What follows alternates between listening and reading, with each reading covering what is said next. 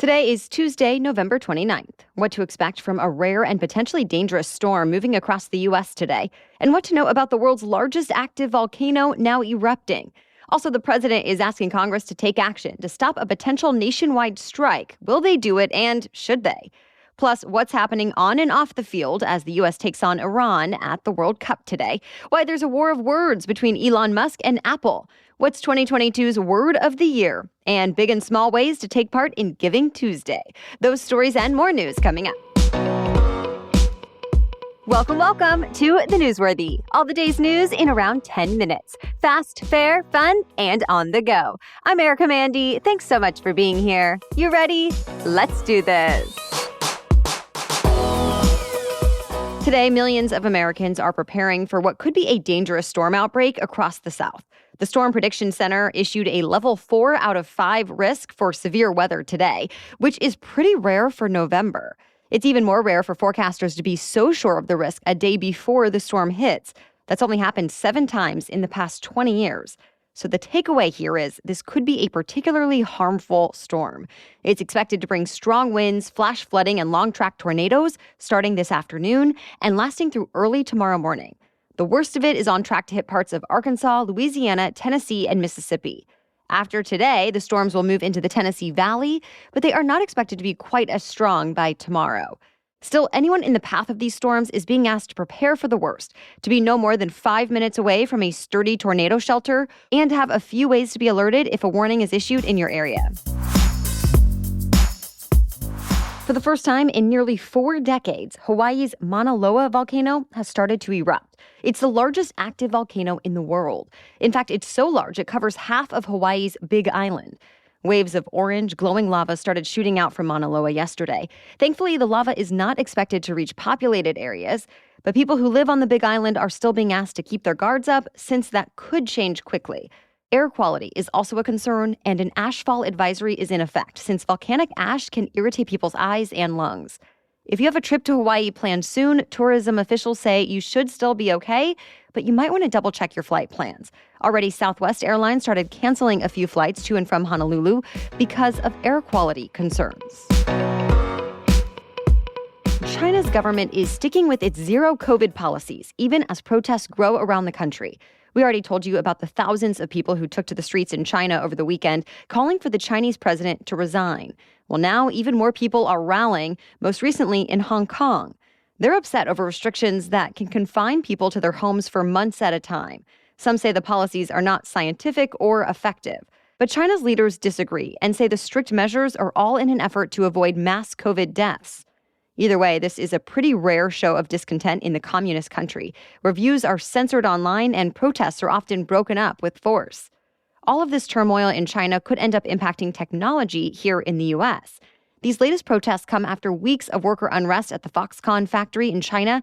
That's a major manufacturing hub for Apple. The zero COVID policy had already slowed work at the factory, and protests apparently made the problem worse. Now, Bloomberg reports there will likely be a massive iPhone shortfall this holiday season. And in many cases, deliveries of the iPhone 14 Pro are reportedly being pushed to January. So far, Apple has not commented. Another thing that could really hurt the American economy, a potential railroad strike. So President Biden is now calling on Congress to intervene and stop that from happening. Remember, members of 4 freight rail unions voted down a contract agreement the Biden administration had been pushing. It includes 24% raises and $5,000 in bonuses. But some rail workers want more, like extra paid time off. And with that, contract talks have been deadlocked with a strike looming. Well, the president says that's not acceptable since, as he put it, without freight rail, many U.S. industries would shut down. Already, some Democrats and Republicans have said they agree with the president, as does the U.S. Chamber of Commerce, that Congress must do what it can to avoid a strike. But other lawmakers on both sides of the aisle say it should really be up to the rail workers and union leaders to sort this out themselves. They'll be voting on this soon. With President Biden's go-ahead, House Speaker Nancy Pelosi says lawmakers will take up legislation this week to impose the new contract deal. To be continued. It's officially Christmas time at the White House. This week, First Lady Jill Biden unveiled this year's White House holiday decorations. More than 150 volunteers from around the country helped decorate the inside and outside of the executive mansion this year with 25 wreaths, 77 Christmas trees, and nearly 84,000 lights, as well as bells, garland, gifts, ornaments, a gingerbread White House, and much more. This year's theme is We the People. So the First Lady says each room of the White House was decorated to represent what brings us together. The White House expects to welcome about 50,000 visitors during the holiday season. More news is still coming up, but first, a quick break for our sponsor. I know that when I get a personalized gift from someone, it means a little more, right? So if you still need a meaningful gift for people on your list this holiday season, canvasprints.com offers so many great options. You can easily turn the photo memories on your phone into the perfect personalized gift. I'm talking beautiful canvas prints, photo blankets, mugs, or puzzles. The list goes on. Plus, the ordering process is truly so easy. Upload your photo, pick your product, and add to cart. That is it. I was pleasantly surprised at how simple it was to order, and yet how great the prints are when they arrived. I got a wall display of my family, and I love it. And right now, canvasprints.com has a special offer just for our listeners.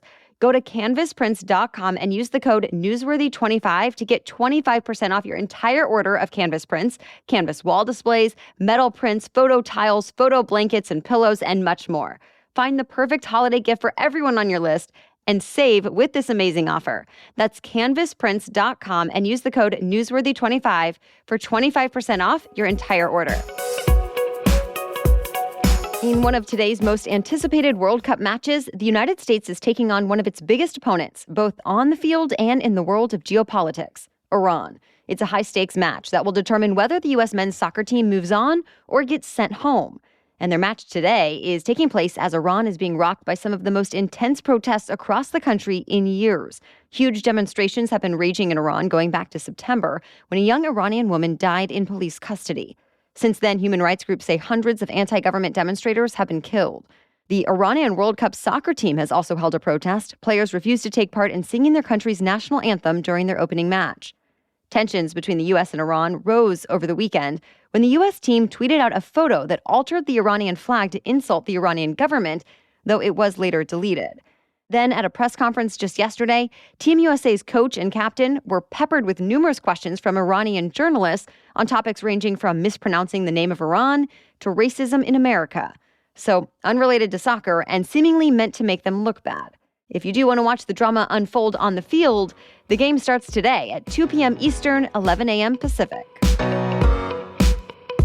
The cryptocurrency world has taken another blow. Crypto firm BlockFi has filed for Chapter 11 bankruptcy protection. It's a move that puts billions of dollars of investors' money at risk. BlockFi is the latest cryptocurrency lender to collapse. The shockwaves are still being felt by the bankruptcy of the FTX crypto exchange. BlockFi had some pretty extensive deals with FTX that put them teetering on disaster. In fact, the day this month that FTX filed for bankruptcy, BlockFi halted withdrawals and asked clients not to make any more deposits with them. In a letter to their investors, BlockFi said, quote, "Rest assured, we will continue to work on recovering all obligations owed to BlockFi as promptly as practicable." As the value of cryptocurrencies like Bitcoin and others continue to fall, it's putting more and more crypto companies in danger. Elon Musk is jumping into a war of words with one of the biggest tech giants of them all, Apple.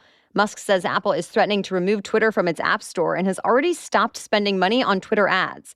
Apple is not commenting and hasn't said anything about that, but Musk sent out a series of tweets criticizing Apple. He asked if they hated free speech and then accused Apple of being a monopoly for taking a large cut of all transactions done on their App Store. If Apple does remove Twitter from its App Store, Musk has said he would make his own smartphone in response. This year's Merriam-Webster Word of the Year is in, and it is gaslighting. It can refer to an intense psychological manipulation to get someone to question their own thoughts or reality. But also, in more recent years, Merriam-Webster says it's been used in a more simple and broad way.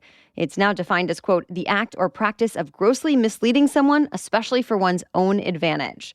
Searches for the word gaslighting on Merriam-Webster.com jumped 1,740% over this past year.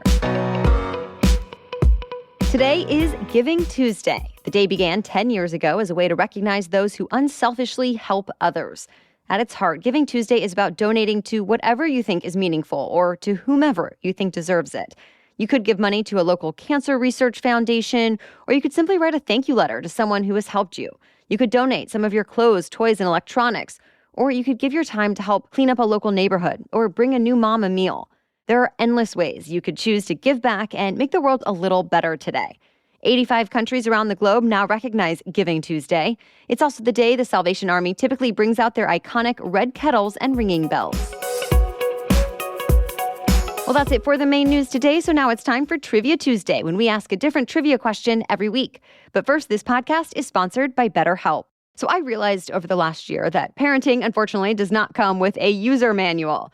Even though as a journalist, I tend to do a lot of research, it frankly stresses me out that there is so much conflicting information for how to go about this very important job of parenting.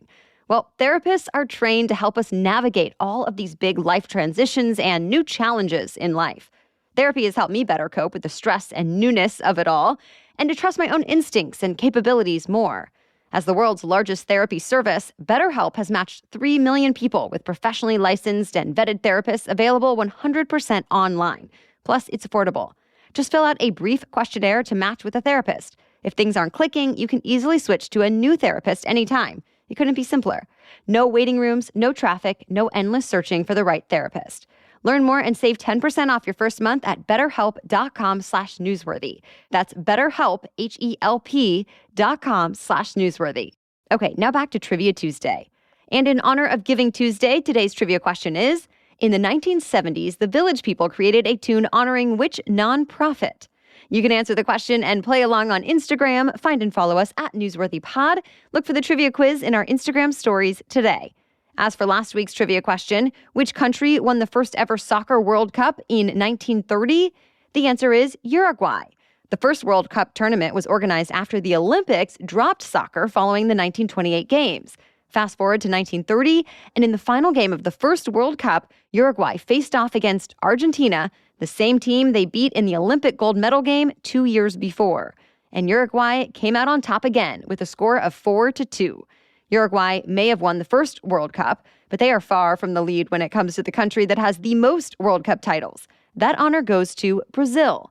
They've taken what is arguably the world's most desired trophy 5 times. Germany and Italy are close behind with 4 wins each. All right, thank you so much for listening today.